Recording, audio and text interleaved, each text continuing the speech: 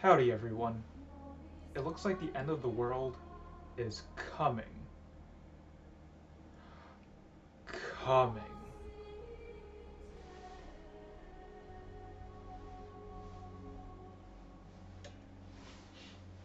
It's coming.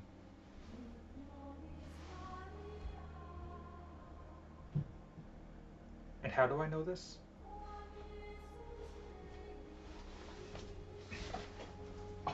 A book! Look, everyone in the future is sipping for Ana de Armas. Hell, people are doing that in the present, including me. You bet your ass I'm watching Blonde the second it drops. Massive Monster. They made games I've never played, but their newest title, Cult of the Lamb, is published by Devolver Digital. I think I can trust them. They made a RoboCop remake that's better than the actual RoboCop remake. I gave the demo a shot and enjoyed it quite a lot. So it's time to try out the full release and play the Try Not to Compare It to Hades challenge.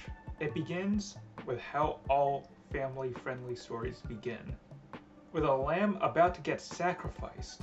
It's kind of funny how, like, in Catholic schools they try to teach all these biblical stories to kids, but at the same time these stories are pretty f***ed up. Like, for example, God was like, you know what, f*** everyone, let's just flood the world. But anyway, the lamb turns out to be the chosen one. We know this because he's in that fake afterlife place thingy from the last Harry Potter movie where a god/parental figure tells him to go do some shit.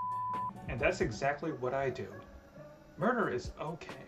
I even get my own mentor. He's got one eye. Characters with one eye are always the most memorable. After the combat tutorial, I get my own plot of land and meet my first follower. I named it Fluffy. Wait, hold on. I gotta take this off. It's hot in here. Okay, where was I? Oh yeah. But now it's time to get back to the fighting.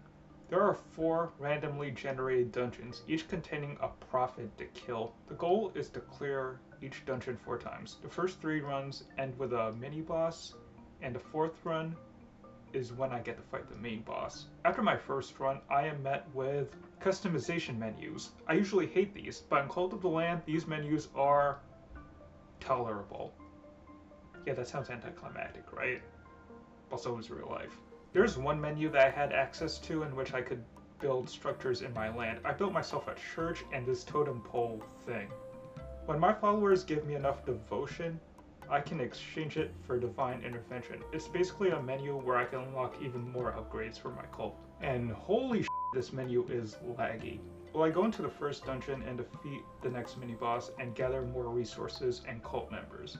I go from room to room to fight off enemies, but occasionally I wander into rooms that give me more upgrades and items. And after each fight, the next thing I do is destroy everything for more resources. Hell yeah, I'm touching grass. I appreciate how even the mini-bosses have their own sense of challenge and patterns to try and recognize. Each run takes me about 10 to 15 minutes to complete, maybe 20 if I have to get up and take a shit. Back in my land, I take my followers to church and give my first sermon, in which I claim even more devotion from everyone. Next thing to do is to come up with a name for my cult. Well, the purpose of a lot of cults is to sell stuff and make money. The name of my cult is Buy My Damn Collagen. Buy some collagens through my Amazon storefront under the description below, and I get a little bit of money. Is this a shameless plug? Hell yes. The one-eyed mentor guy comes back and tells me more about giving gifts and doing quests and giving blessings for all my followers to make them more faithful and give me even more devotion. Out of the 3 ways to level up my members, I found myself doing quests the most. It was the least repetitive, and they sometimes served as tutorials on how certain things worked in the game. For example, one quest was to build beds for my followers, which is necessary to have everyone sleep well. But for some reason they keep breaking the beds. I know y'all are f***ing. I'm also given the ability to travel to other parts of the map. Like this one area where I could play this dice minigame with the one-eyed mentor guy whose name I can't pronounce. I go back to the first dungeon and I run into a fisherman. I hope that doesn't mean a fishing minigame is coming. I get to the first real boss and damn, that is thick and it's got a big hole. After slaying the beast, I go back to preach to my cult. I can do rituals now in exchange for the bones of my enemies. My first ritual is a feast to bring up my cult's faith in me. After that, I visit the fisherman and of course, I'm introduced to the fishing minigame. Alright, here's an unpopular opinion. Fishing minigames are boring. There, I said it. I do not see the appeal in them. Fishing. As I begin the next dungeon, I need to mention that I love the lamb's facial expressions throughout the game. He looks so happy to murder everything in sight. Back in my cult, I get a quest in which I have to build a lumber yard and a stone mill, which helps me out with getting resources faster. Afterwards, I'm at my church doing some more preaching. All these masses give me a chance to announce some doctrines, or new rules for my members, and I can do more rituals that affect everyone's stats. When I head back to the dungeon, I found this spider who can sell me new cult members. This is kind of a scam though, because if I encounter him in the middle of a dungeon, he'll sell me the cult members at a huge discount. Sometimes he just hands them over to me for free. I love human trafficking. I come back and damn it, someone is dead. Why does this lamb look so pissed off when carrying a dead body? On top of that, one of my cult members is talking shit about me. So what do? Yep, you're in the re-education camp now, Fluffy. Oh, and I can get married too. Damn, never mind, this wedding is whack. Back in the dungeon, I'm given the worst weapon in the game. Well, one of the worst weapons. Usually when I start a dungeon up, I'm given a random weapon and a random curse. And if I get lucky, I could exchange them. The curses are a nice touch, but I barely use them throughout my playthrough.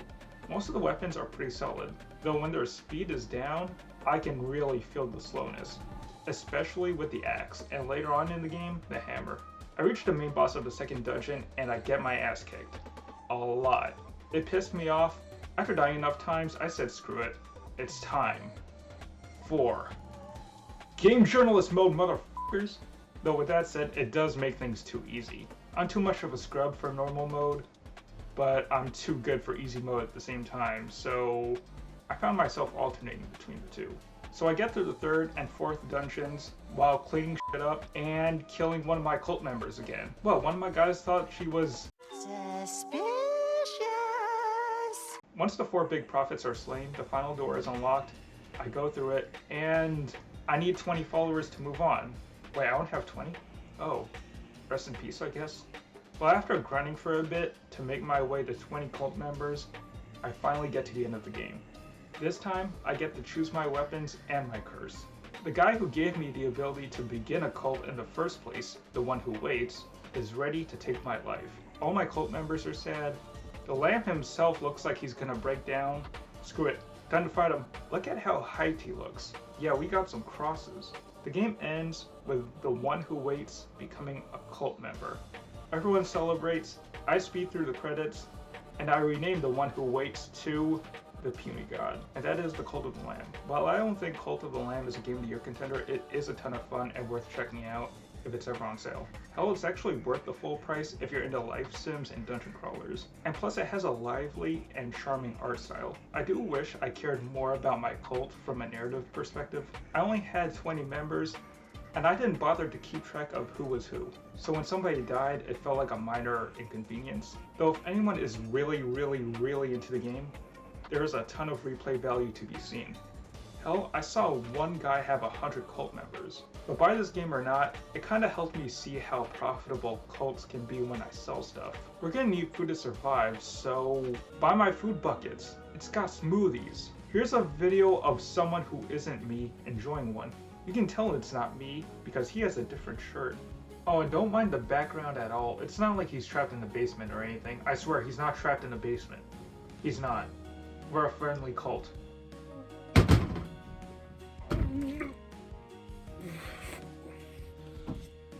Oh god.